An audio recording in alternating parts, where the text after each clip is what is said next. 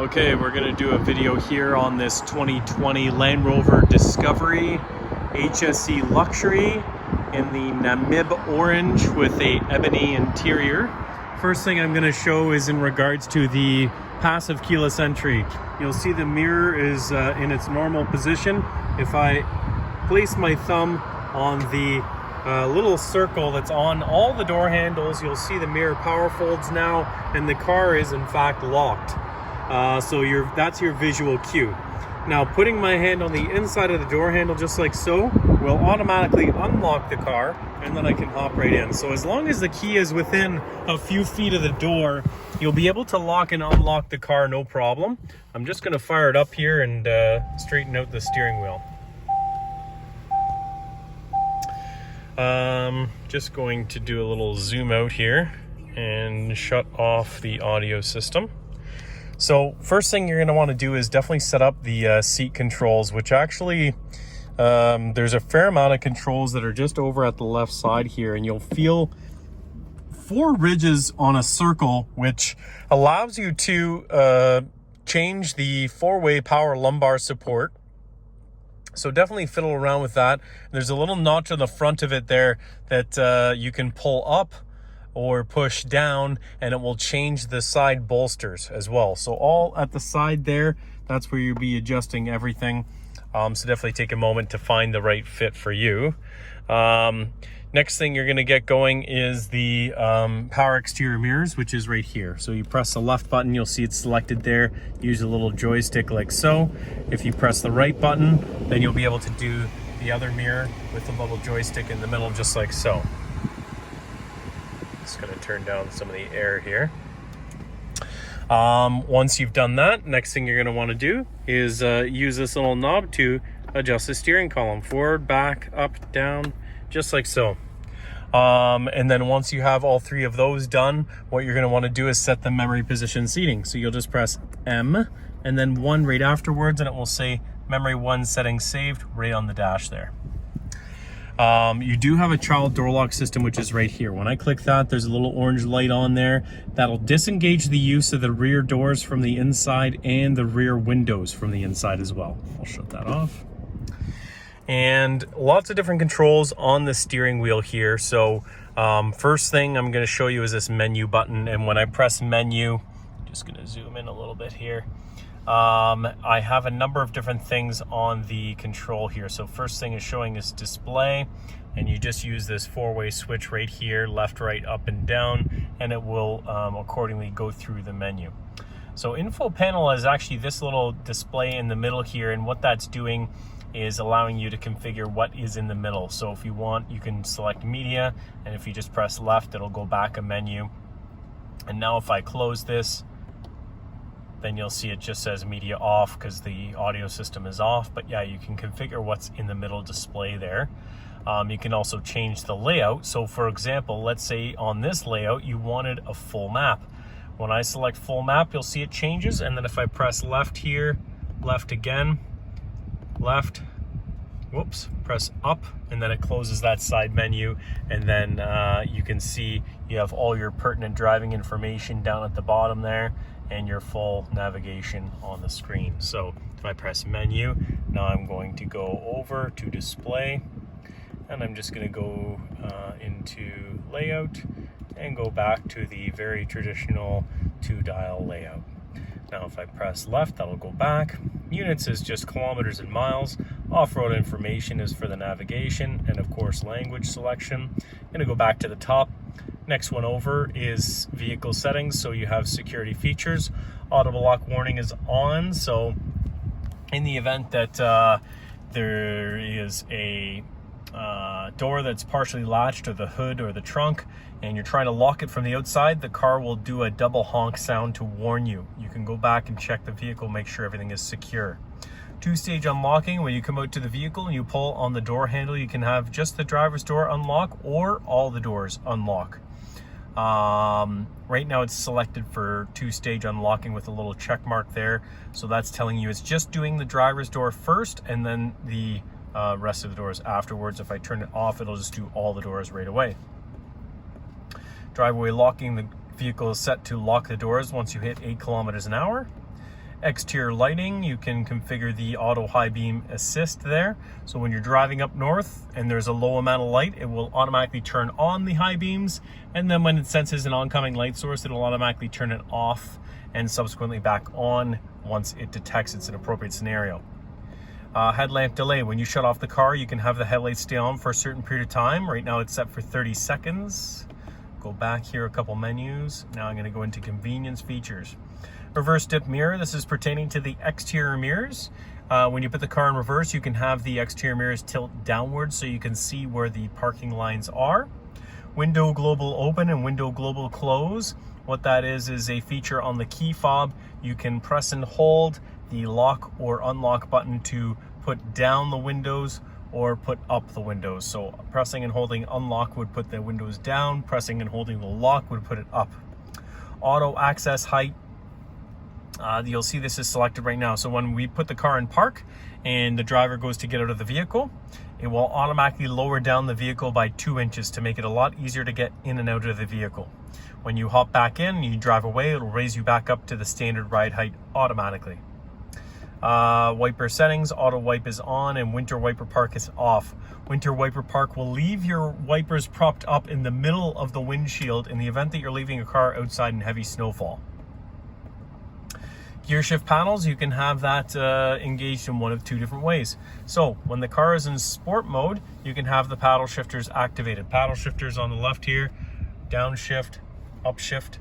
And when the car is in sport mode, so when I turn it over into drive, if you push the shifter down and then turn it to the right, then you are in sport mode, which will give you a little bit more throttle response. And you can have it set in that way, or you can have it drive and sport mode, both of them available with the paddle shifters. So when you click one of the paddle shifters, it'll shift up or shift down. If you want to get out of the manual shifting mode, you can press and hold the upshift for 3 seconds and it will revert you back to normal automatic. Going back a menu here, I'll go back once more and then we're going to go up to the next menu there. So show warnings. If you have a check engine light on your dash, you can press show warnings and it will show why the check engine light is on. Tire information is tire pressure, oil level, last alarm, vehicle VIN. These are all things that you may use once in a while. Media, that's just controlling your audio information. You can also do it from the main touch screen here. And then this is all pertaining to your safety information, which is the driver assistance, of course.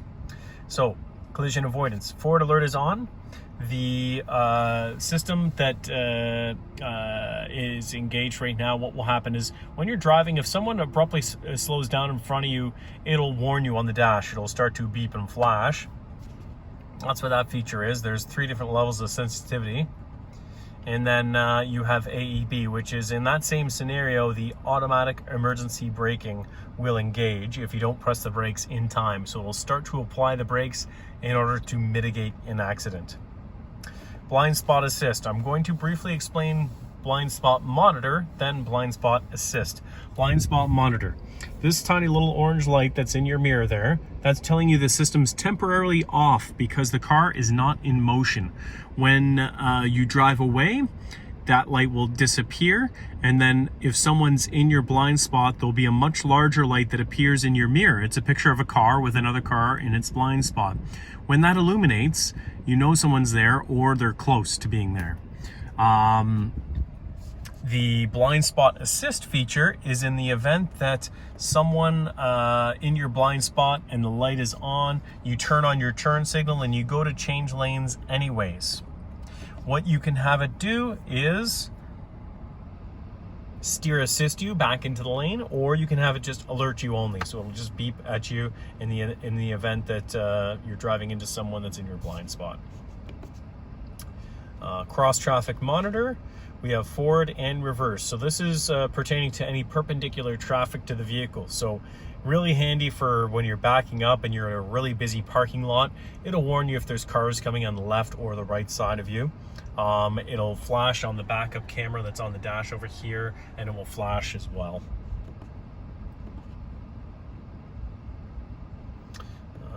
Steering assistance. So we have lane keep assist here, so we can turn this on or off on the steering wheel here. You'll see it's illuminated in orange right now, which means it's on. So you have steering assistance available for lane keep assist, cruise steering assist, or both.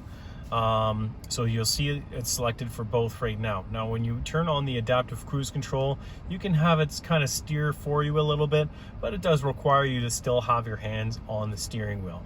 Now you'll see, whoops, it timed out there. Now you'll see it says LKA settings. So you have vibrate or assist. So right now it's set for vibrate. So when you're drifting out of a lane without your turn signal on, it'll just vibrate the steering wheel. Speed limit awareness. Traffic sign recognition is on. So that will just show you the speed limit of the road that you're driving on. TSR speed alert is going to warn you once you hit the speed limit, go 10 over or 20 over. Right now that is off. Driver condition monitor is on, so if you're consistently drifting out of a lane without having your turn signal on, it will warn you on your dash. It'll say time to take a break. Parking notification, when we turn this on, you'll see a little tiny blue P on the right side over there, and that's just notifying you when a parking lot is near. Just going to go over here. Trip bank, that's just trip distance and fuel efficiency, and you can change the content on there as well. Now I'm going to press up and close that. So we have that menu button covered, and it configures all those different things on there. Now you have your volume and track and tuning here for the audio system. A really neat feature too. I'll just turn on the audio system over here.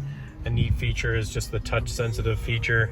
So if I take this and just roll my thumb, now you'll see it turns it up. You can just roll it to the left to turn it down. So just like so, it's kind of neat. This button, if I press this little diamond, gives us the option on here to configure two different features. So you'll see short press. You can select anything from the screen here to do any of these different features. And then, of course, if you press and hold the diamond button, then you will have a long press function that you can do as well. Just gonna press menu and go back there.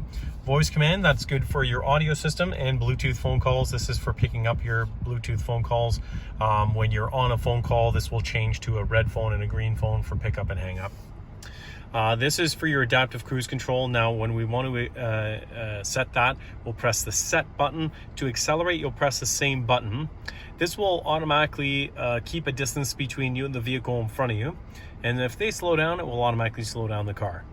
This will shorten the distance between you and the vehicle in front of you. This will lengthen it. This will slow you down while you're in cruise control. That's the lane keep assist, which we had already spoken about earlier.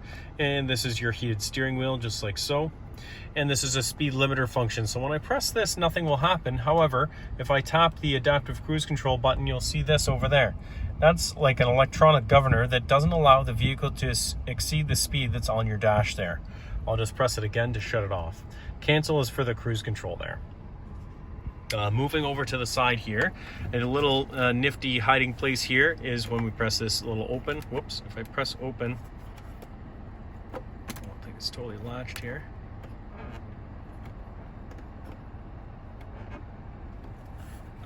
So this is not opening right now.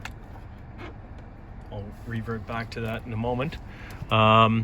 You'll see on the navigation screen here, when we tap this, you can tap on the map here, and you can get a little bit more or less detail just by pinching and zooming like so. If I press left, that brings up the side menu again. You can have it turn on your commute. When you tap that, it will just gauge the distance that you're driving, and what it will do is when you hop in the car in the morning, it will predict that you are going on your normal route. It will give you the estimated time of arrival and warn you of any traffic as well. To put in a destination, I'm just going to press the 6 boxes here. I'm going to press on search. You can type in the address there, but I actually like to press this little button over here. And what it will do is when I'm typing in anything, it will start auto-populating what I'm typing in. So as I start typing Oakville, I just press search, select it from the list. Just makes it a little bit faster. Same with street, you can just type it in. And once you start typing in, you'll just press search and select it from the list just like so. So very easy. I'll just press show place details.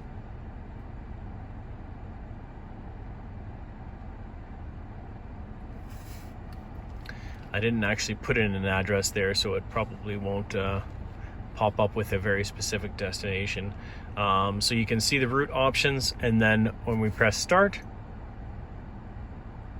it'll go, and then you just meet up with the blue line there, and it gives you all the turn-by-turn directions. To turn it off, you just press the 6 boxes, press stop guidance, and then we'll shut it off. Moving over to media. You have all your different functions on the side here. Source, you have satellite radio and radio. If you plug in your phone, it'll give you the option for whatever's plugged into the USB, or Apple CarPlay or Android Auto will be on there as well. Oops. Band is AM and FM. Favorites, so let's say I like this channel, I want to add that to my favorite list. You just press the star, and then we'll add it to your favorite list just like so. When I go back here, if you want to take it off, just press the star again, nice and easy. Find will pull up all the strongest radio frequencies that are around you. If you'd rather search by genre, you can tap on this little guitar down here and you can choose the genre of your choice, or if you want to manually type in a radio station, you can just type it in like so. I'm noticing that the clock is in 24-hour time right now. I'll just press the settings button, and there's all these different things that you can configure on this. I'll just press on all settings. I'll go into general, time and date, and then select 12-hour, just like so. Now, because I'm recording this with my phone, I can't really show you how to connect your phone for Bluetooth, but it is extremely easy. Once I tap on this guy right here, it'll say pair new device. You just tap on pair new device, and then you go into the settings of your phone and search for devices. It'll pop up and it'll say Land Rover Discovery. You tap on that, it will come up with a code on the screen there. It says, does this match the code on your phone? You press yes, and then press yes on your phone, and you're automatically connected. However, if you're using Apple CarPlay or Android Auto, you don't even need to plug in, to program your phone with a Bluetooth if you don't want to. I'll just press home to go back to the main screen here. Now moving down here, you do have your fan speed control in the middle, just like so, left and right. If you want to press it, that'll turn it on and off. Now this allows you to change the temperature. If you press it, then you have seat heating, just like that, 3 different levels. This one is not equipped with cooled seats, but if it was, then you'd roll it to the left and you have 3 different blue boxes there for the cooled seats. Press it again, that'll go back to temperature. Rear defroster, this is max air to the front windshield. Max AC recirculation of the air. Seats, quickest way to